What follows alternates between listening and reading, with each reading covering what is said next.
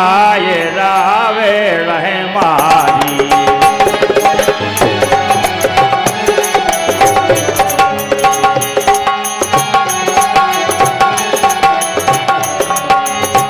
सहत सहाय रावे रहे मारी।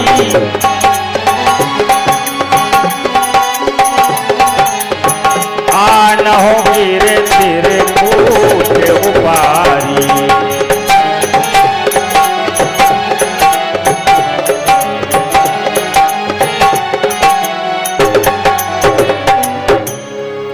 जामवंती महाराज उत्तर नहीं दे रहे हैं और हनुमान जी एक ही बात बोल रहे हैं, मैं अभी हाल लंका जाकर रावण को मारकर सीता माता को लेके आ रहा हूं। अब वहां पर जो बंदर भालू बैठे थे, बंदर भालू अपना अपना विचार रखने लगे, धीरे से एक दूसरे से कहने लगे।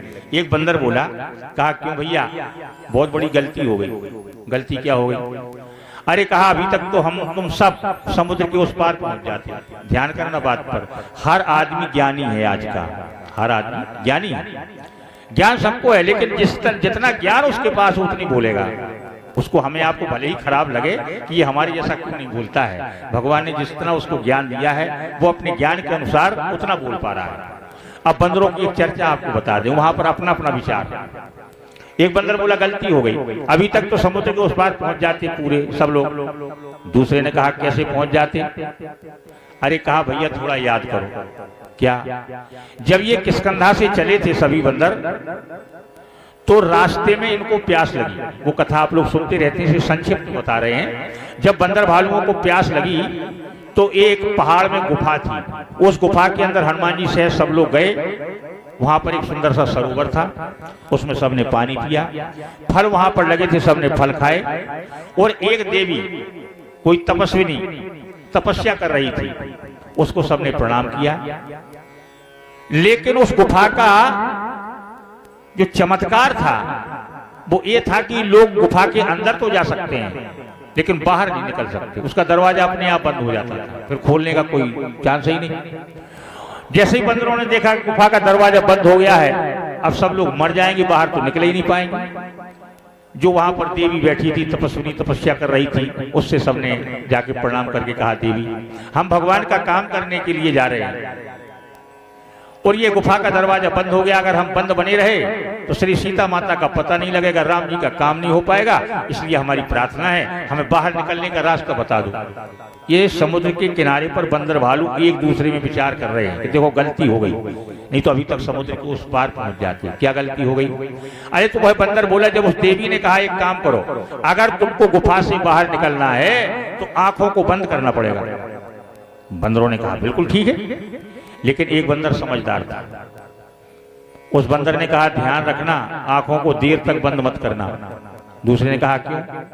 अरे कहा ये तपस्वी जादूगरनी है, जिसकी गुफा में आने पर बाहर नहीं निकल सकते हो, वो आंखों को बंद कर लिया, पता नहीं कहां पहुंच जाए। दूसरा बोला बिल्कुल ठीक। ये क्या है? अपना अपना विचार होता है। मुंडे मुंडे मतिर भिन्ना, पिंडे पिंडे सरस्वती। हर किसी का विचार, हर किसी की बुद्धि, हर किसी का ज्ञान एक जैसा नहीं हो सकता है, अलग अलग है सबका विचार।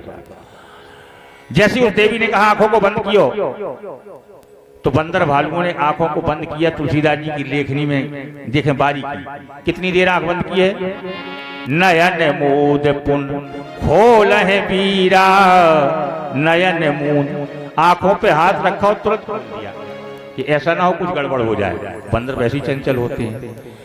नयन मूद पुन खोल है वीरा, बस आंखों को बंद किया, हाथ रखा, खोल दिया, उतनी में करिश्मा हो गया।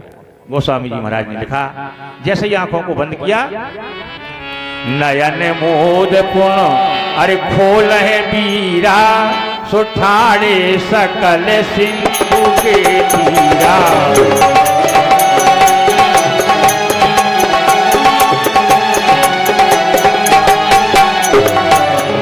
नयन मूद पुन खोल है वीरा, ठाड़े सकल सिंधु के तीरा।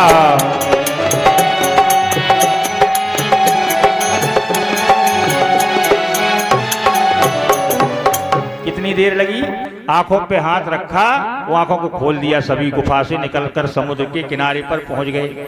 तो समुद्र के किनारे पर ये चर्चा हो रही थी, बंदरों में कितनी बड़ी गलती हो गई। एक बंदर ने कहा क्या गलती हो गई? अरे कहा भैया, जब उस देवी ने कहा था आंखों को बंद कर लो, अच्छा कल्पना करो समुद्र के किनारे से वो गुफा कितनी दूर थी? एक बंदर बोला 500 किलोमीटर मान लेते हैं 500 किलोमीटर दूर थी। अच्छा आंखों को कितनी देर बंद किया है? बोले मुश्किल से 2-3 सेकंड बंद कर पाए होंगे बस। तो बंदर बोला हुई गलती कि नहीं? अरे 2-3 सेकंड में जब 500 किलोमीटर आ गए, अरे थोड़ी देर आंखें और बंद किए रहते तो समुद्र के उस पार पहुंच जाते। बंदर बोला गलती तो हो गई। अब बेचारे सब उदास, बोले अब तो हो ही गई है गलती। लेकिन और एक समझदार बंदर बैठा था, उसने कहा भैया हमारी बात सुनो। कहा बताओ। कहा गलती तो हो गई है, आंखों को थोड़ी देर बंद किए रहते तो समुद्र के उस पार लंका पहुंच जाती। गलती तो हो गई, लेकिन क्यों भैया ये बताओ? आंखों को बंद किए हैं, पता तो है नहीं कि हम लंका में आ गए, शायद बीच समुद्र में आंख खुल जाती तो बोले सब लोग डूब के मर जाते। बोले तुम्हारी बात भी ठीक है, तो बात किसी की गलत नहीं होती है, जिसके पास जितना ज्ञान जितना दिमाग उतनी बोलेगा। आखिर हनुमान जी महाराज समझ गए कि जामवंत जी आज्ञा क्यों नहीं दे रहे हैं, उसका कारण समझ गए। जामवंत जी महाराज आज्ञा नहीं देंगे। हनुमान जी को याद आ गया कि कैलाश पर्वत पर हमने इनको वचन दिया था और मैं अपनी मनमानी से जाकर रावण को मारने की बात कर रहा हूं, इसलिए जामवंत जी चुपचाप खड़े हैं। हनुमान जी को जैसे याद आया, हनुमान जी ने हाथ जोड़ करके जामवंत जी से कहने लगे, बोले जामवंत में पूछो तो ही, जामवंत में पूछो तो ही, अब उचित सिखावन दिए कोई।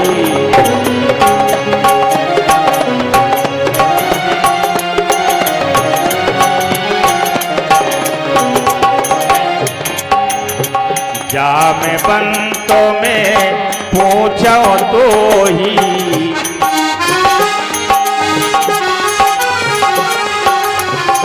उचित सिखावन दीजिए मोही।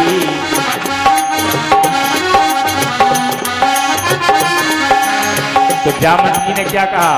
बोले इतना ही करहु तात तुम जाई, इतना ही करहु तात तुम जाई, सीता ही देख कहो आई।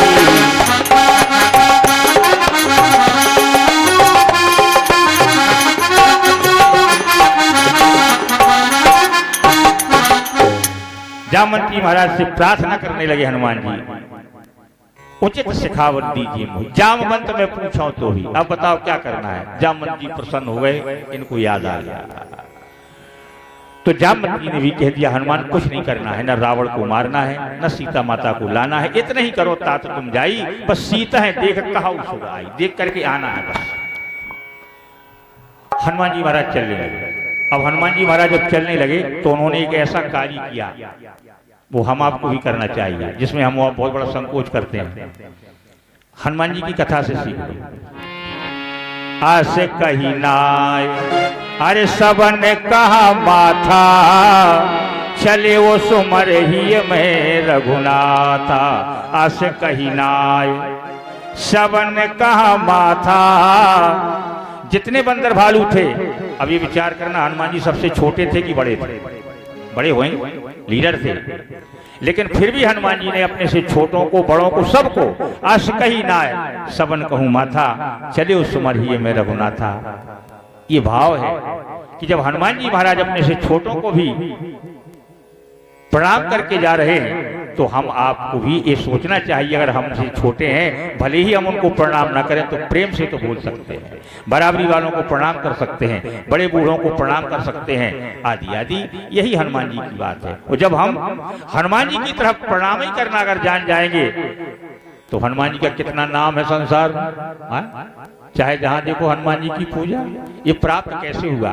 जब हम किसी का वंदन करेंगे, किसी का अभिनंदन करेंगे तो हमारा भी अभिनंदन और वंदन होने लगेगा। और जब हम किसी के सामने सर ही नहीं झुकाना चाहते, वो कहें कि हमको सम्मान मिल जाए, नहीं मिल पाएगा। इसीलिए कथाएं कराई जाती हैं। हनुमान जी महाराज चलने के लिए तैयार, और जैसे ही हनुमान जी आगे बढ़े तो इन्होंने देखा एक पहाड़ दिखाई दिया, और पहाड़ काहे का है, श्री गोस्वामी जी ने उसका वर्णन लिखा है। सिंधु तीर एक भूधर सुंदर, कौतुक कूद चढ़्योता ऊपर। हनुमान जी ने एक पहाड़ देखा, उस पहाड़ के ऊपर आप जैसे पहुंचे, सिंधु तीर एक ही पहाड़ था, लेकिन गोस्वामी जी ने लिख दिया जय गिर चरण हर दिए हनुमंता।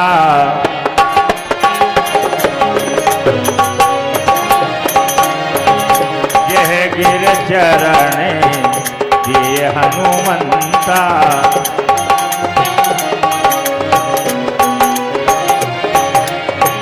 जय गिरि चरण दे हनुमंता।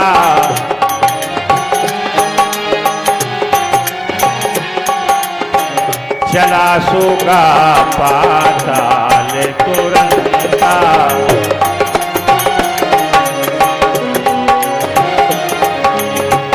चला सुगा पाताल तुरंता। हनुमान जी उस पहाड़ के ऊपर चढ़े और जैसी छलांग लगाना चाहते थे लंका की तरफ, वो पहाड़ पाताल में चला गया। और जैसे ही पाताल पहाड़ में गया तो हनुमान जी का बैलेंस तो बिगड़ ही जाएगा, नहीं उड़ पाएंगे। हनुमान जी महाराज को उस समय पर गोस्वामी जी ने लिखा है, बार बार अरे रघुवीर समारी, बार बार रघुवीर समारी। तो लगता है चौपाई को